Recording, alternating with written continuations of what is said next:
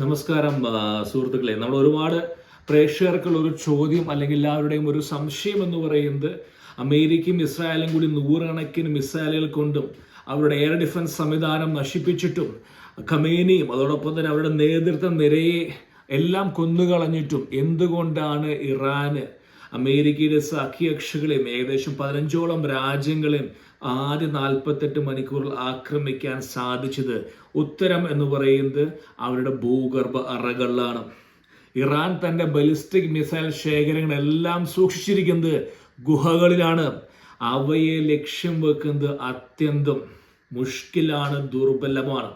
അതായത് ഇറാൻ പറയുന്ന കാര്യം അവരുടെ ആഭ്യന്തരമായി ഉണ്ടാക്കിയിരിക്കുന്ന ഫത്തേ 2 എന്ന് പറയുന്ന മിസൈല് ഹൈപ്പർസോണിക് മിസൈലിന്റെ വേഗത കൈവരിക്കാമെന്ന് അവർ അവകാശപ്പെടുന്നു. ഫത്തേ 2 നിർമ്മിച്ചിരിക്കുന്നത് അയൺ ഡോമിനെ എങ്ങനെ ആക്രമിക്കാം അല്ലെങ്കിൽ അയോൺ ഡോമിന് എങ്ങനെ തറപറ്റിക്കാം എന്നുള്ള റിസർച്ചിലാണ്. Especially Fateh 2 is build for ആർക്ക് വേണ്ടി? അയൺ ഡോമിന് വേണ്ടി മാത്രമാണ്. ഒരുപക്ഷെ യൂറോപ്പിൽ അല്ലെങ്കിൽ നമ്മുടെ ഗൾഫിൽ ഒരുപാട് സുഹൃത്തുക്കൾ പറയുന്നു അമേരിക്കയുടെ ഡേവിഡ് സ്ലിംഗ്, പിന്നെ തട്ട് സിസ്റ്റം അല്ലെങ്കിൽ അയൺ ഡോം, അയൺ ഡോം ഇസ്രായേലിലൊന്നും വർക്ക് ചെയ്യുന്നില്ല, ഇതൊക്കെ വെറും പാട്ടയാണ്. കാരണം എന്ന് പറയുന്നത് ഇറാനിന്റെ ബലിസ്റ്റിക് മിസൈൽ ശേഖരം ചെറുതല്ല. അവർക്ക് നല്ല എഞ്ചിനീയേഴ്സ് ഉണ്ട്. അവരുടെ ഫത്തേ 2 എന്ന് പറയുന്ന മിസൈല് അതുകൊണ്ട് ആരെയും തകർക്കാം. അവരുടെ ഭയങ്കര മനോവറിംഗ് ആണ്. അവരുടെ ബൂസ്റ്റർ, ലിക്വിഡ് ബൂസ്റ്റർ വെച്ചിട്ട് മാക് 5 മുതൽ മാക് 20 വരെയുള്ള സ്പീഡ് ഒരു മണിക്കൂറിൽ ഏകദേശം 10,000 കിലോമീറ്റർ സഞ്ചരിക്കാൻ പറ്റുന്ന വേഗത്തിലേക്ക് എത്തിക്കാൻ പറ്റുമെന്നും ഒരുപക്ഷെ ഒരുപാട് ഇസ്രായേൽ സുഹൃത്തുക്കൾ കണ്ടുകാണുമായിരിക്കും. ഡ്രാഗൺ പോലെ ആകാശത്ത് പറക്കുന്നത് അതെന്താന്ന് ചോദിച്ചു കഴിഞ്ഞാൽ ഫത്തേ 2 അവസാന നിമിഷം മനോവറിങ്, അതായത് ലക്ഷ്യസ്ഥാനത്തേക്ക് വളഞ്ഞു പുളഞ്ഞു വരും, നേരെ ആയിരിക്കില്ല. അത്രയധികം കഴിവുണ്ട് ഫത്തേ 2. The build it. ഇതാണ് വർഷങ്ങളും മാസങ്ങളുമായിട്ട് നെതന്യാഹു പറയുന്നത്.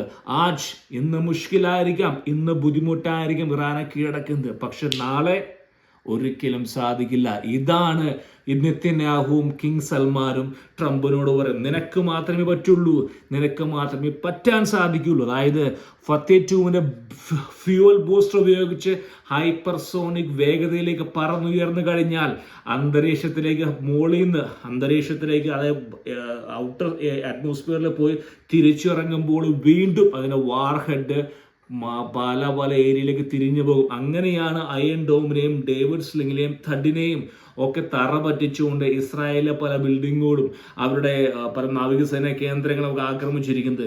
ഇവൻ അപകടകാരിയാണ്. അവിടെ നശിപ്പിക്കുക അസാധ്യമാണ്. ശരിയായിരിക്കാം, ഒരുപക്ഷെ 1-2 മുറിക്കുള്ളിൽ കൂടിയിരുന്ന ഖമേനിയെയും കൂട്ടരെയും തകർക്കാൻ പറ്റിയാലും ഭൂഗർഭ അറയിൽ ഇരിക്കുന്ന ഫത്തേ 2വിനെ എടുക്കുക വളരെ അസാധ്യമാണ്. കാരണം നിരന്തരം റഡാർ സംവിധാനങ്ങളെ കുടക്കുകയും പരമ്പരാഗതമായിട്ടുള്ള എല്ലാതരം ടാർഗറ്റുകളെയും അവൻ ഇല്ലാതാക്കും.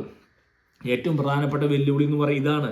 എല്ലാം ഭൂമിക്കടിയിലാണ്. എവിടെയോ പറയുന്നത്, അതായത് ഈ ഇറാൻ എന്ന് പറയുന്നത് ഇസ്രായേലിനെക്കാട്ടും 75% ഭൂപ്രകൃതിയിൽ വിസ്താരമുള്ള രാജ്യമാണ്, വലിയ രാജ്യമാണ്. ഇറാന്റെ ഏത് മൂലയ്ക്ക് വേണമെങ്കിലും ഈ പറയുന്ന ഇസ്രായേലിനെ അടിക്കാം. ഇസ്രായേൽ കൊച്ചു രാജ്യമാണ്, 485 കിലോമീറ്ററേ ഉള്ളൂ, കൊച്ചു രാജ്യം. ഇറാന്റെ ഏത് മൂലയ്ക്ക് വേണം ടക്ക് ചെയ്ത് അടിക്കാൻ പറ്റും. കാരണം എല്ലാ മൂലയ്ക്കുമാണ് വെച്ചിരിക്കുന്നത്. ഇതാണ് ഏറ്റവും പറയുന്ന പ്രശ്നം എന്ന് പറയുന്നത്. അവരുടെ ഭൂപ്രകൃതി വളരെ മനോഹരമായിട്ട് ഇറാൻ ഉപയോഗിക്കുന്നു. ആർക്കെതിരെ? ഇസ്രായേലിനെതിരെ. അതോടൊപ്പം തന്നെ അവർ അറകളും ഒരു കാരണവശാലും പിടിച്ചെടുക്കുക അസാധ്യമാണ്. അതുകൊണ്ടാണ് അവരുടെ ഭൂപ്രകൃതി കൊണ്ടാണ് അവര് ഈ പറയുന്ന 10-40ഓളം രാജ്യങ്ങളല്ലേ, ഇപ്പൊ 48അല്ല 15ഓളം രാജ്യങ്ങളെ ആദ്യ 24 മണിക്കൂറിൽ അവർ അടിച്ചിരിക്കുന്നത്. അവർക്കൊരു സെറ്റപ്പ് ഉണ്ട്.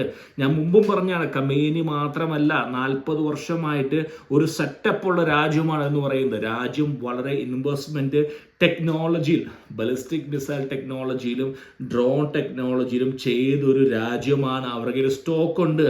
ഇന്ന് ബുദ്ധിമുട്ടായിരിക്കും, വളരെ വ്യക്തമായിട്ട് അറിയാം ഞാൻ പറയുന്ന പോലെ. അതുകൊണ്ടാണ് കിങ് സൽമാനും നെതന്യാഹുവും ദിവസങ്ങളും മാസങ്ങളുമായിട്ട് അമേരിക്കയോട് പറയുന്നത്, നമുക്കിത് ചെയ്തേ പറ്റൂ. നാശമുണ്ടാകാം, നഷ്ടമുണ്ടാകാം, ജീവഹാനി വരും, പക്ഷേ നാളെ നടക്കില്ല. കാരണം ഫത്തേ 2 ഒരു പക്ഷേ ഫത്തേ 3 എന്ന് പറയുന്ന ഒരു പക്ഷേ അതിനേക്കാളും ഉയരങ്ങളിലേക്ക് പോയി കഴിഞ്ഞാൽ ഒരു ഫത്തേ 3 മതി ഇസ്രായേലിനെ ഇല്ലാതാക്കാൻ. ഇതാണ് ബെസ്റ്റ് സമയമെന്ന് മനസ്സിലാക്കിയ അമേരിക്കയോട് ഇതുകൊണ്ടാണ് അവർ പറഞ്ഞിരിക്കുന്നത്. കാരണം വേറെ വഴിയില്ല.